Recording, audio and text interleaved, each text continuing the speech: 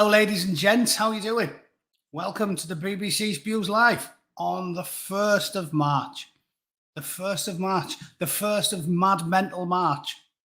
It doesn't look like being any more sane than fucking fuckwit February, does it? Good evening. Got a decent crowd in already. Hello to everyone. Jim, Kev, Ralph, Jason, Matty, Nung Wankabo, everybody's favourite African politician, Slip the Ground, Kev, Sunflower Carl, Davey, how you doing? Right, you're not all getting a name drop. There's too many of you twats now, isn't there? I'm a victim of my own success. We can't all be best pals now, can we? And Kate, of course, she gets a mention because she moderates. Thank you. Sadwings has been AWOL lately. Like I said, I think he's filling his Jenny. He's gleefully prepping for World War III. At least one person will be erect as the bombs start to drop. On that note, it's been a deeply depressing week for me. I've always thought, I'm happy to admit I'm quite arrogant. You know, I've been argumentative since I was 12. I always think I'm the smartest person in the room. It's a failing on my part. But when faced with glaring stupidity 24/7, it's difficult not to become a little bit conceited. And the way that my friends, family, loved ones, and pretty much 90% of the population appears to be behaving is contemptible. And if you're a bit of a moron, I'm sorry, I feel like I have to tell you. I mean, again, I'm guilty of political partisan hackery in some degree, because I still have, while I have contempt for almost everybody, I still have slightly more contempt for the woke than everybody else. But there's only a gnat bollock in it. The thing that staggers me the most about the woke is their total embrace of war. I mean, at least if you're a right-wing nut, being in love with war, like some sort of chicken hawk Republican despot, at least they can be forgiven for saying every time there's the chance to bomb someone, they vote for it. At least they can be forgiven for at least being consistent, i.e. consistently for war, pointless, wrong-headed, stupid wars. But the woke appear to be so deranged and ideologically possessed that if the people that they've sided with was suddenly to turn around and say, you know what caused this war? It was all of the disabled people. I think we should kill them all. They'd be like, yeah, sounds like a plan. All the people you would think that would be anti-war have turned into fucking chest-beating warmongers. The worst example of them all, I put it on my Twitter. Those of you that have watched all of my content for the last few months have certainly seen me criticise this fucking idiot more than once. But it's the daftest thing I've ever seen. And let me just find a tweet I put out because I screen capped it, obviously. Here it is. I want my watch. Shut the fuck up. Hang on. Must be a way to turn this fucking thing off. Right. This twat. You might remember I made a video where I was laughing at his crocodile tears. But the guy is just a fucking joke, an inconsistent hot mess of hot takes. Adam Kinzinger appears to know nothing about anywhere outside of his own state. But like Diane Abbott, he seems to be happy to just put his ill-informed opinions out there on a whim. He knows nothing about the rest of the world. He doesn't know that much about the United States of America. He certainly doesn't know anything about the history of Eastern Europe and the Soviet Union and what is now Russia. And, I mean, I'm sure I'm preaching to the converted. Sam Hyde. Do I even need to mention anything more than to just say the name Sam Hyde? Everybody knows who he is. Everybody. He's done it. He's pranked idiots for fucking years. Everything from Sandy Hook down. He's leaked it onto the internet, on Twitter, and put like, oh, Sam shooter suspected in Parkland shooting, or shooter suspected at Sunny Hook, Sam Hill, Sam Hyde. And these people tweet it out without thinking because they want to signal the virtue without actually knowing anything about what they're talking about. And Kinzinger, fuckwit that he is, sent this out. I did fact check it. He actually put this out and then quickly deleted it when people in the chat told him, fucking hell, Adam, what are you doing? It's not just laughable because he doesn't know who Sam Hyde is, a well-known fucking comedian by this point. It's laughable because of the rhetoric. Like, what he just wrote there, the ghost of Kiev. Why the fuck everybody started spelling it wrong, I don't understand. That's just this thing now. We have to just write it out. We don't have to talk how foreigners speak. That just doesn't make any sense. How does a Russian pronounce London? We're not going to start spelling it just because foreign people do it. But anyway, just another example of bollocks, walkery.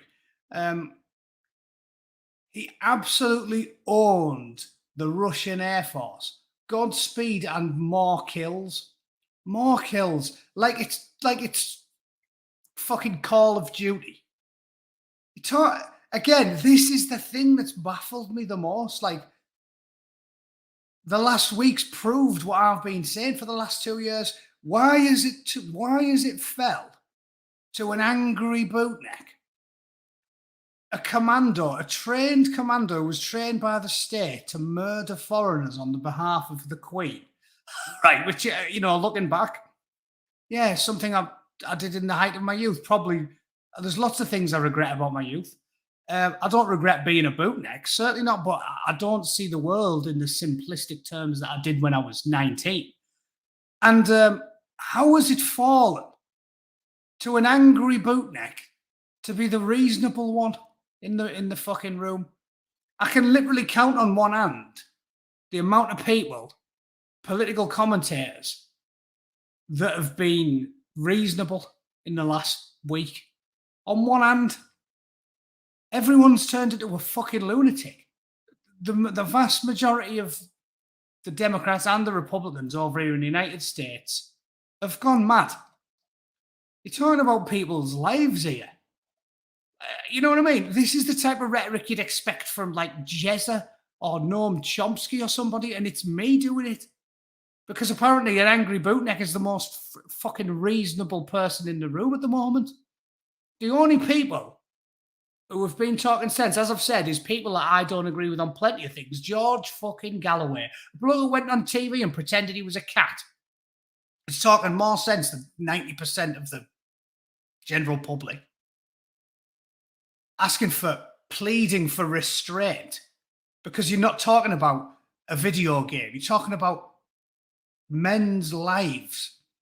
Yeah, killing the Russian Air Force. Does everybody in the Russian Air Force deserve to die because Putin invaded Ukraine?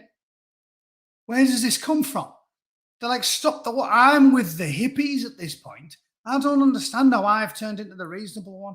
It pisses me off because I don't even attempt to be reasonable. I was supposed to just be an angry comic rhetoric all the time, but the world's gone fucking mad, so you've got to point it out, haven't you? Like, just death.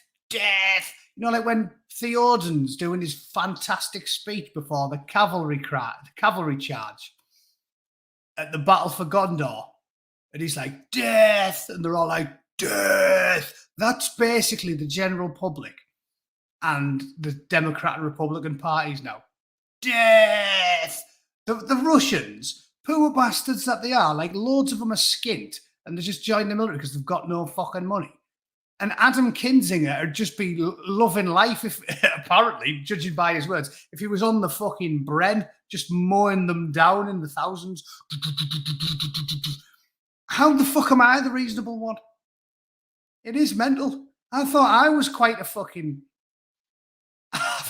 an unreasonable person, me. Like, you know, going to Kajaki and doing my level best to kill the enemy. Like, you know, I discharged my weapon in anger plenty of times. We were there, advancing to contact. We used to patrol out the base until we got into a fight, and we used to smash the fucking Taliban. And I used to think, I justify this because they're the enemy and you have to do what you have to do to make sure yourself and your friends get home safely. But there was no part of me that reveled in it. I didn't like enjoy it because I was always at the back of my mind aware of the fact that these are like my fellow working class scum. Like, as I've said, if I was born and raised in the fucking foothills of the Hindu Kush, I'd be in the fucking Taliban. Like, that's just something that you understand when you're a young person.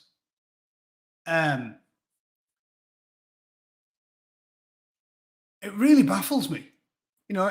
And like I said, the people who are apparently men of violence used to say this to me. The trainers, the wise, grizzled veterans who took me through my training would always say things like that. You make war without hate. You defend yourself and you do what you have to do, but you don't hate these people because we're all products of circumstance. I find the hate be really bizarre. I didn't hate the Taliban and fucking ISIS. You just do what needs to be done. Put them down like a sick dog, right? And also you have a threat pyramid out there, right? Because you're aware that the people on the bottom of that pyramid, the $10 Taliban, the indoctrinated young lads, those are people that are basically just doing it for money, out of necessity. They're not true believers. The ones at the very top of the pyramid are the ones you have to kill because there's nothing else you can do about it. Kill or capture. People like Osama bin Laden. But there was never any rhetoric certainly from the Royal Marines about, oh yeah, the enemy are vermin and you should just exterminate them, because nobody thinks that way who's not a fucking total savage. But the rhetoric now from people like Kinzinger, that is an elected Democratic congressman, just kill them all. Kill them all. And everybody thinks this is fucking fine. It really, really, really baffles me. So yeah, it astounds me. And these are elected officials. If you want to see angry rhetoric, you would think the Angry Bootneck would be the top of that tree, but it isn't. I'm not the cherry on top of the mountain of hate. It's people like Adam Kinzinger and obviously the usual suspects in the Republican Party, fucking Mitch McConnell and Lindsey Graham. They're just these. John McCain was the same, just fucking warmongers, probably because they've all got stock in Lockheed Martin and Raytheon and Boeing. It's a mad time to be alive. It's a mad time to be alive. So yeah, when we are the most sensible people in the room, the Houses of Parliament, the House of Lords, Capitol Hill are just packed with bloodthirsty savages who are just desperate to do murder. Things have gone very, very wacky in the real world, haven't they? And yeah, it's mad. Mad as fuck. McCain did have a chip on his shoulder, physically as well, the fucking ugly, quasi-looking bastard. Never liked him either. There's some bipartisan fucking reaching across the aisle. I always thought he was a twat. Right. Let's do something not related to the war because I don't want to talk about it. The only reason I put that last story up, what I started with, Vladimir Putin using barbaric tactics, was again, yeah, he is, but we're no better because we're doing the sort of jingoism that you would expect from like the military junta in Argentina before they invaded the Falklands Islands. Like everybody, bipartisan, Labour, Conservative, woke, non-woke, the general public. I keep seeing people on social media, friends of mine sharing videos like, oh, look at this fantastic video of this bloke abusing a Russian. It's like, it might just be some random fucking Russian pensioner walking his dog in London.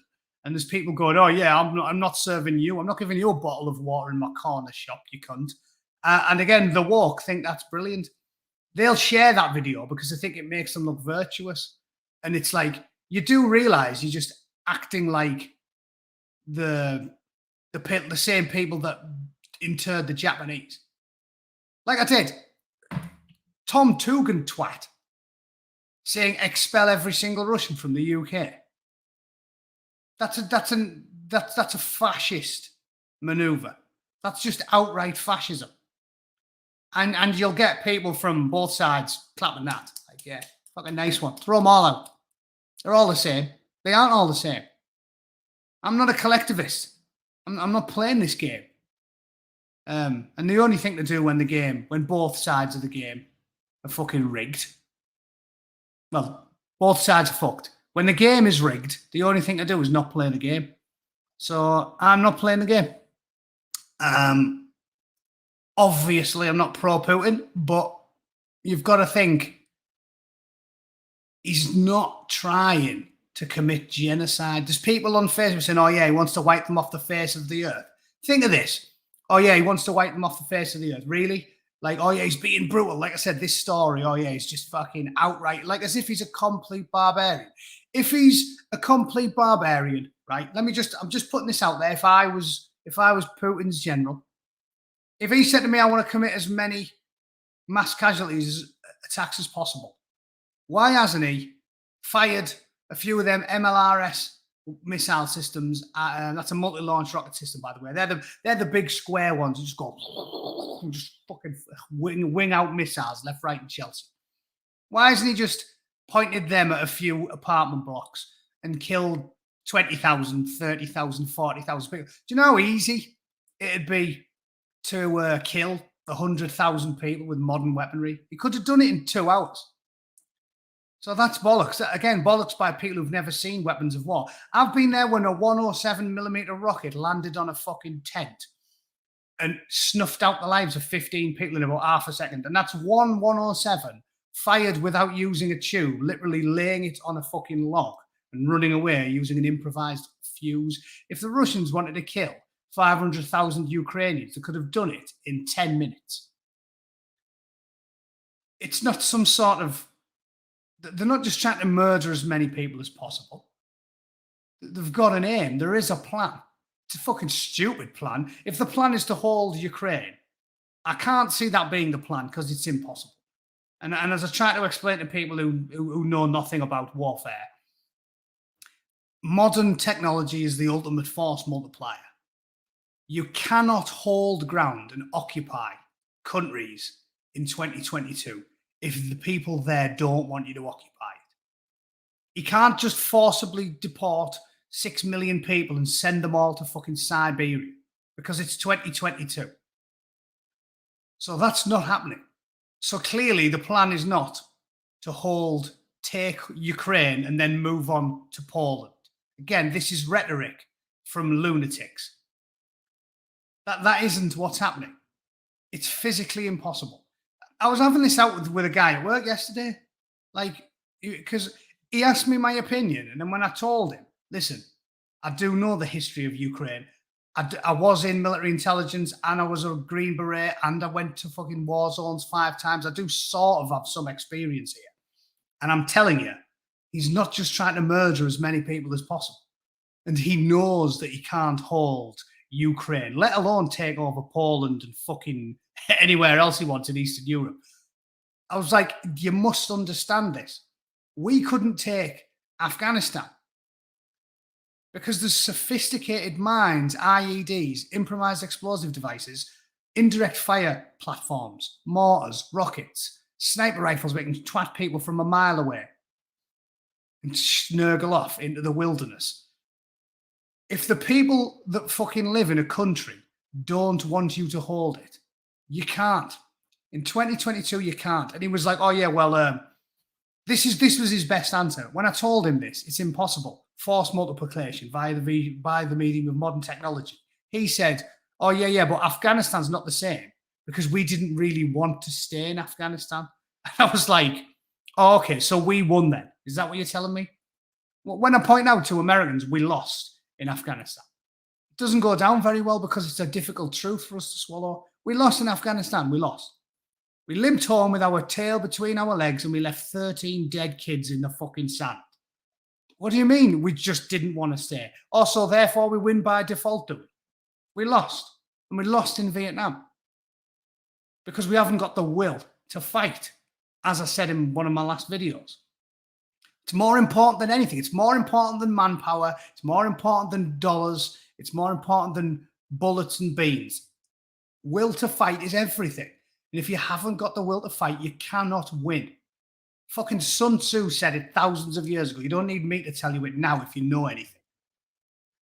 You cannot hold ground people do not want you to have. And that's just a fact. So the idea that he's going to take all of Ukraine and keep it is fucking lunacy. It's not happening. And all the people saying that's his plan are doing it to stoke the fires of war, like fucking Saruman. It's mental. And that's true as well. The fire of war is thicker, but you just have to take my fucking word for it. Zero Bravo, that's the point I'm making, is Ukraine has the will to fight because the people, especially in the west of Ukraine, have no interest in being Russian.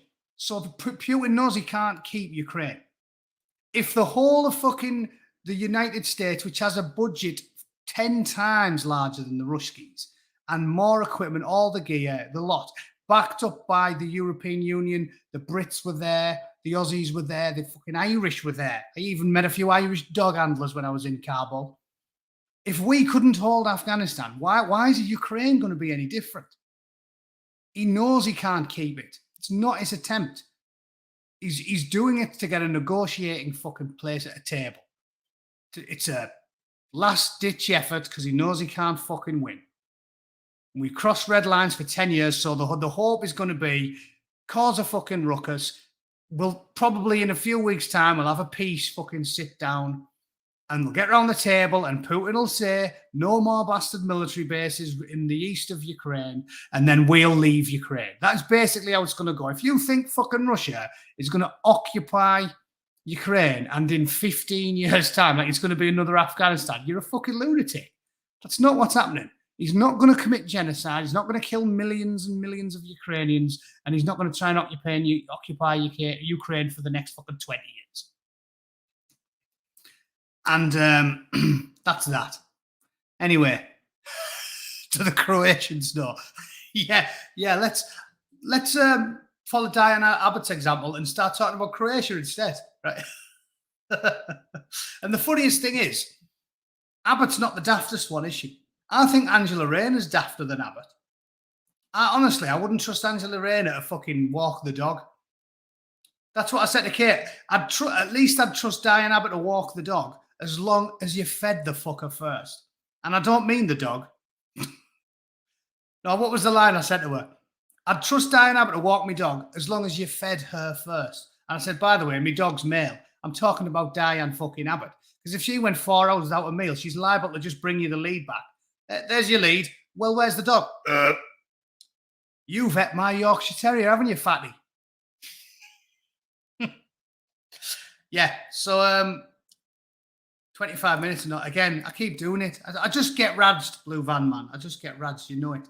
Right, let's talk about something not Russia. Today's agenda. Again, it is easy to find other stories. You just go on the BBC homepage and just click links. It's fucking lunacy. Look at this one. How climate change is reshaping the way Gen Z works. Is it reshaping the way they work? I think they've been lazy bastards ever since Gen Z was a word. Ever since we invented the term Gen Z, they've been lazy bastards. So is it reshaping the way they work, or is it just giving them an excuse to keep working the way they have worked, which is to fucking do none? Let's find out, shall we? And there she is, a Gen Z girl gazing wistfully into the distance at a fucking solar farm. Looks like she's possibly disabled. It's the BBC. With any luck, you know what the BBC is like, because they're progressive. They'll have been like, get a disabled in here. You know, like sort of obsessed with that stuff. Whereas normal people just go, yeah, just get someone in for a photo. They go, I want a woman, preferably a woman of colour, preferably in a wheelchair, preferably with a cleft palate, preferably a Muslim. Get one of them. Get one of them in here for me now, because they're progressive and we're not. Yeah, I just get someone in for a photo. Sensible, pleasant, nice people are obsessed with what you are. So they go, find me a black, disabled, lesbian, Muslim immediately. Tolerant. Nice people. Nice people. Let's read the story. Younger workers have higher eco-anxiety than those who've come before them because they've been brainwashed, because they've had their heads filled full of cow shit for 10 years. in our ridiculous, bizarrely warped theological, because it is a fucking religion, theologically indoctrinated education system. How is it nowadays we've got primary schools telling kids that they should question the fucking gender? Like, if that's not obvious that it starts way before they even get to secondary school, I don't know what else to tell you. This is a fucking madness. And the maddest part is when you tell people about it, they're going, nah, conspiracy theory, conspiracy theory. It's like I said about Klaus Schwab when they say, oh yeah, the Great Reset, I think, yeah, conspiracy. He's the one who used the term, the Great Reset. It wasn't me. I'm not clever enough. I'm assuming Klaus Schwab's cleverer than me. He's fucking took over half the world. Is it Klaus Schwab? I'm thinking of a fucking banker there, aren't I? They're the ones who coined the term the Great Reset. It wasn't like Alex Jones. It was them. The World Economic Forum. If you go on YouTube, you can find the speech. And they're there stood in front of a screen with the Great Reset and what it means. And then they give you an hour-long speech talking entirely about the Great Reset. And then when anybody who isn't woke brings it up, they go, conspiracy theory that. It's like, okay then. What more do you want me to say? I feel like, you know, like Richard Dawkins when he was at one of those Christian universities and they'd be debating him and trying to ask him gotcha questions. And someone says, oh yeah, well, how do you prove that there's no God? And he explains it using science and logic. And then someone says, oh yeah, because I remember, like I said, when I was in my 20s, I was a chippy atheist. Not the pleasant, reasonable agnostic sort that I am now. I was a chippy atheist in my 20s. I've always been an argumentative prick, as you're all very clearly aware. And I remember seeing a video where he gives some reasonable scientific-based answer, and then this kid put his hand up and said, oh yeah, but it says in the Bible that God's outside of science and outside of time and outside of nature and outside of human logic. So what do you say to that? And Richard Dawkins was just like, well, listen, if you just want to weigh the dice and say to me, every answer you say is not relevant because God says that all of it's bollocks and science and time and material world and logic and everything doesn't count for God. He was like, well, if that works for you, fine. Like, you go your way and I'll go mine. But I'm trying to reach reasonable people who can see both sides of this debate. And if you just want to move the goalposts and say everything I say is irrelevant because God says time and material and logic is and science is all not relevant when it comes to God, well then, you know, you may as well just leave and you just think what you think and I'll just think what I think. And I'll keep trying to reach people that I think are reasonable and can reach across the aisle and can straddle both sides of this fence. That's what you feel like nowadays, arguing with fucking Susan and Jack Doorstop and Mark Zuckertwat and 9 out of 10 politicians and the general fucking public. It's like they make the YouTube video called The Great Reset and they make the PowerPoint demonstration called The Great Reset. And then Klaus gets up dressed like a fucking Bond villain, like Dr. Evil in some weird leather jerkin, and gives you a 2-hour lecture about the Great Reset. And then Clinton talks about the Great Reset. And then when a Republican bloke goes, oh yeah, I'm not really sure about this Great Reset, they go, conspiracy theory, that. What is this Great Reset you talk about? If you're all right with that, and you think it's a conspiracy theory, I've got nothing else for you. There's no point in you wasting your time here in the chat or listening to me. Just toddle off and go and listen to fucking Klaus and do whatever he tells you. But if you're a normal person, centre left or centre right or anywhere else on the spectrum other than an insane woke religious zealot, just open your eyes and go and listen to them. Just listen to them. Listen to Klaus. He'll tell you what he thinks. This is the point Hitchens has made about Putin. They've told us what they're going to do. If you've got the ears to hear and the eyes to see, they've told us. You don't need to be clever. You can be super lazy. Like I've said, I don't think watching videos I think watching videos is low effort. Most of the stuff I get, it's not from watching videos, it's from reading. Like, I'll read a piece by Peter Hitchens. You just absorb more when you read it. And I go, oh, I made a good point there. So now I'll go on Wikipedia and read about the history of Ukraine and the independence of Ukraine in 1991 and the coup in 2014. And you read and you read and you read. Watching videos is low effort.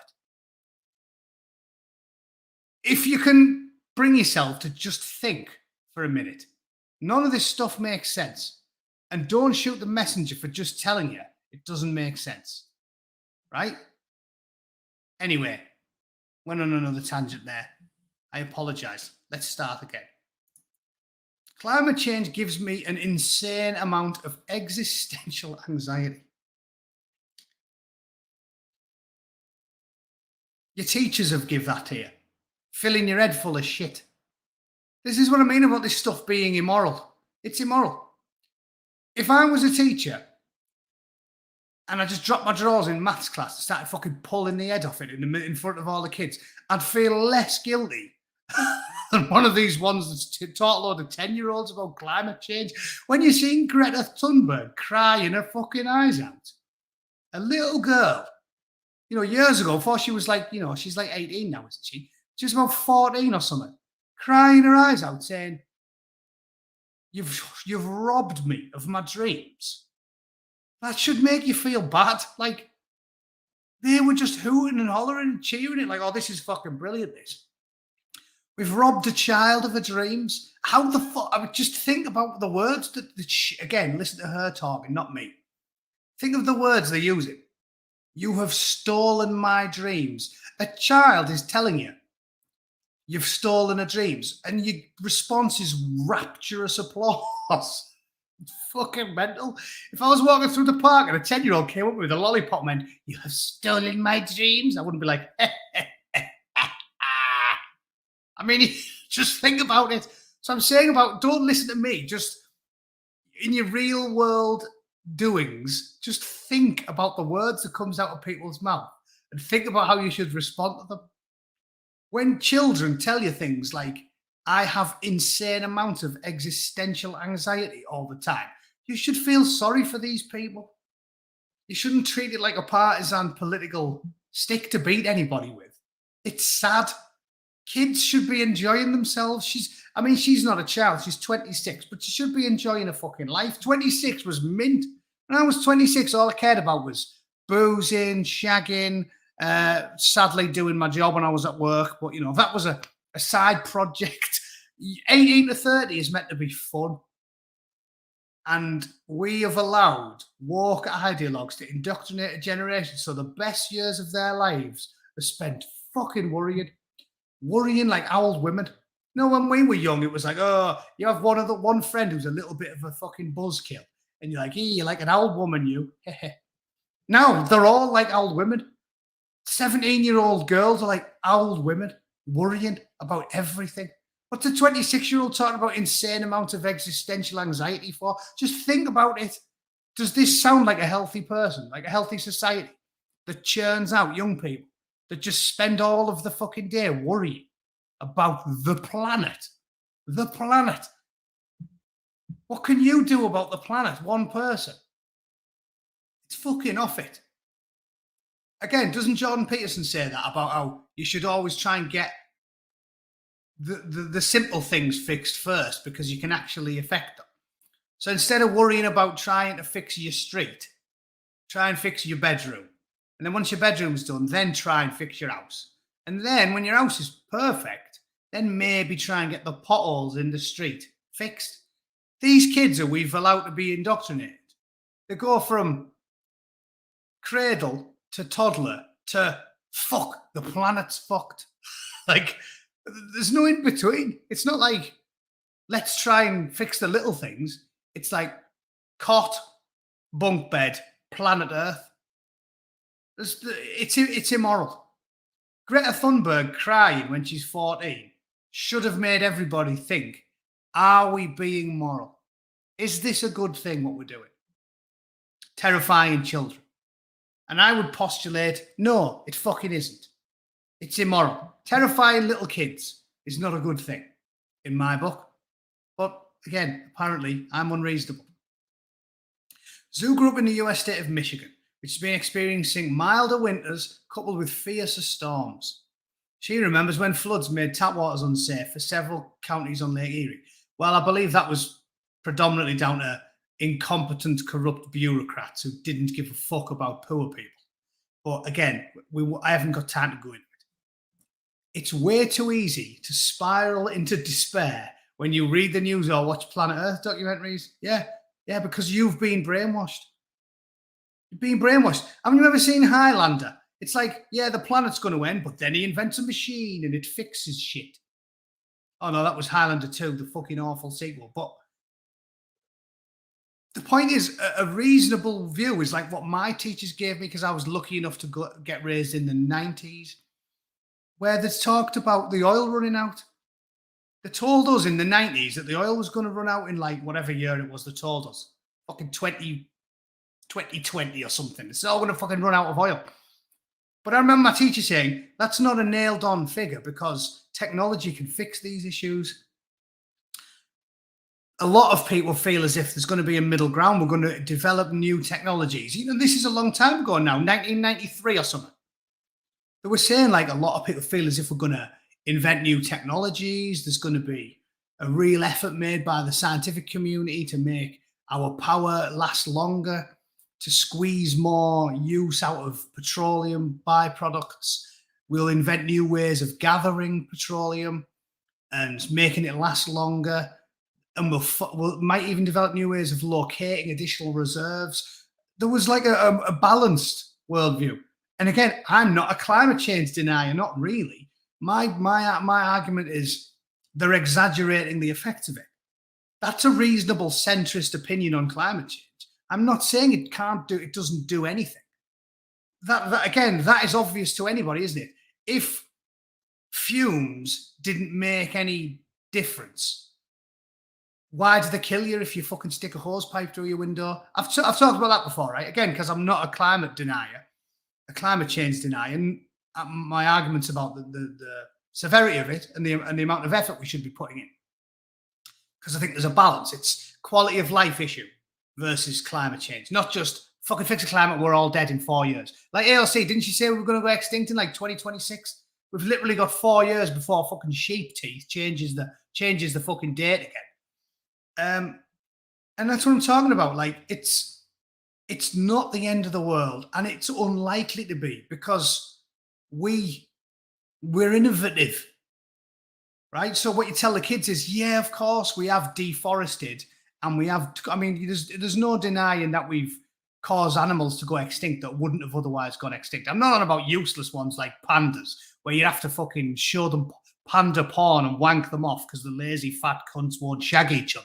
I'm talking about, there are creatures out there that are now endangered or extinct even as a direct result of man-made efforts, poisoning rivers, burning down rainforests, etc.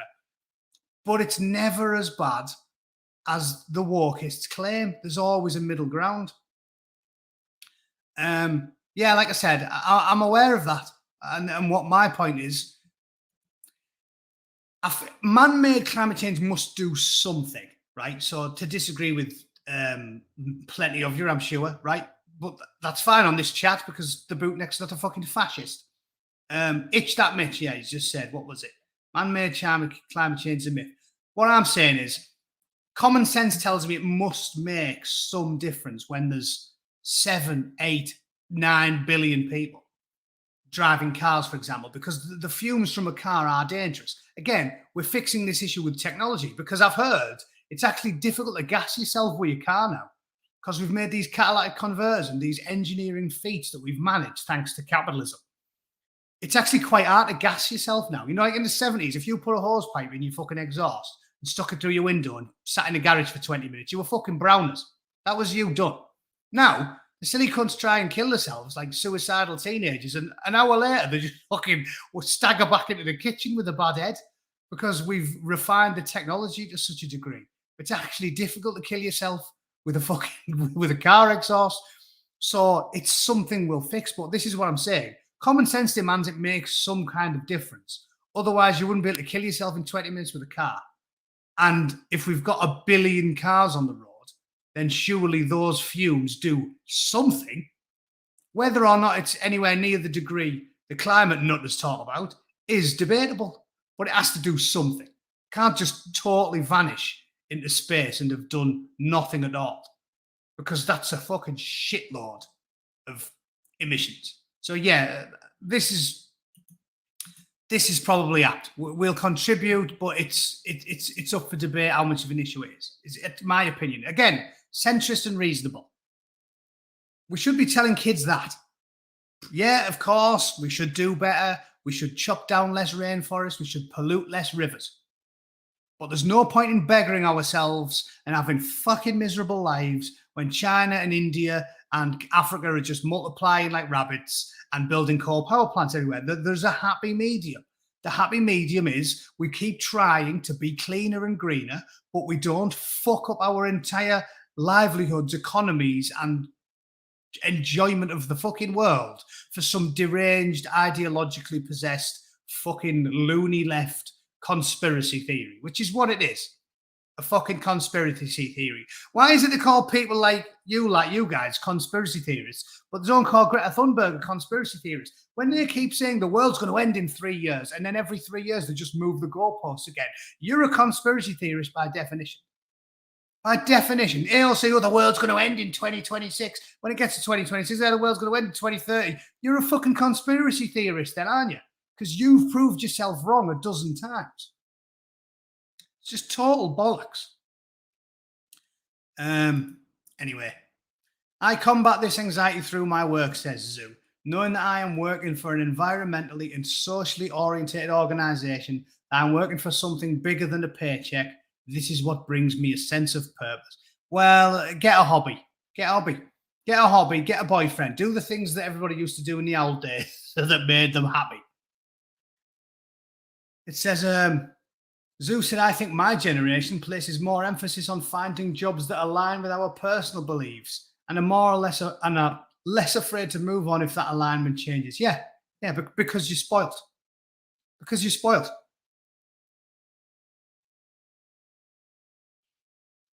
Do you think coal miners wanted to crawl for half a mile to get to work and then spend 12 hours chiseling at a rock face in what was essentially hell? Do you think my ancestors wanted to go down the coal mines for 12 hours? It's necessity. And your generation has been spoiled by the luxuries afforded to them thanks to this thing we invented called capitalism, the only system that's ever worked that routinely and consistently raises people out of abject misery and poverty. That's why you've got the freedom to talk fucking bollocks about jobs that align with your personal beliefs. Many young workers like Zoo, middle-class arseholes, living in countries like the US and UK, are searching out professional paths that combine flexibility and a deep sense of purpose. Yeah, like cunts that work for the BBC. I'm sure they feel like they've got a deep sense of purpose as well, lying for a fucking living. It said, Deloitte said 77% of Gen Z respondents said it was important to work at organisations whose values aligned with theirs. Yeah, because you have that luxury. Go and ask an Indian peasant living in a fucking ramshackle hovel if they just want to be an aerospace engineer. Like, this is, so again, that we've proved with the woke middle-class arseholes. This is why white middle-class kids are doing shit in school. This is why the last aerospace company I worked for, the go-getter there was an Indian lad who told me he didn't even have a bed to sleep in. It's a pal of mine now. He said he'd never slept in a bed before. The first time he got to sleep in a bed was when he came to the United States. He escaped poverty and came to the United States, and now he's an aerospace engineer. They're beating us in schools because middle-class arseholes think we've moved past the need for violence. That's why they think that you can have roller lesbians in the Marine Corps and it's going to scare fucking Vladimir Putin. And this is why they think that working for a living is a thing of the past, because they're delusional and they think we're living on the fucking Starship Enterprise. It's lunacy. Similarly, Booper found that 64% of 18 to 22-year-olds consider it important for employers to act on environmental issues. Yeah. And like I said, the words drop in the ocean spring to mind. These fucking lunatics are willing to impoverish all of Western society and drag our fucking quality of life into the doldrums, whilst conveniently ignoring that the biggest driver of climate change is the biggest driver of carbon emissions is the human population. And the fucking Chinese and the Indians are multiplying like wet gremlins, while that little shitty continent of Europe is declining in birth rates and not building any power stations. It's fucking madness. You can't do basic mathematics if you think you've got to beg yourself to have a job. The Chinese don't care. And there's over 1 billion of them. It really is. I've joked about this before. I've used the same line. If you're complaining about climate change in Scotland, whilst India and China are building coal power plants, it's the equivalent of being on the Titanic and as it's sinking, saying, quick, drain the water out of the lobster tanks. That's going to make us sink. It doesn't make a fucking difference. It's like you're on the Titanic and you're trying to bail it out with a teaspoon. This is all irrelevant. This is navel gazing from middle-class arseholes who can't do basic mathematics. Right? The whole of Europe could live in mud huts and ban the automobile. It won't make any difference. It's a drop in the ocean.